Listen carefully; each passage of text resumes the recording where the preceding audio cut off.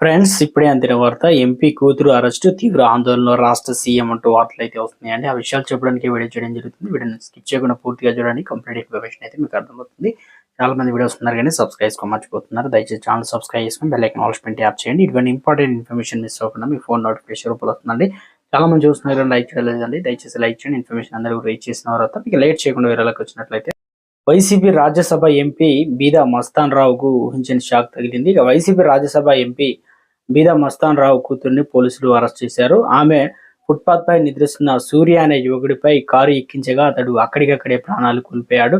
Case నమోదు చేసుకున్నటువంటి పోలీసులు సీసీటీవీ ఫుటేజ్ ఆధారంగా ఆ కారు డ్రైవ్ చేసింది మస్తాన్ రావు కూతురిని అని నిర్ధారించారు.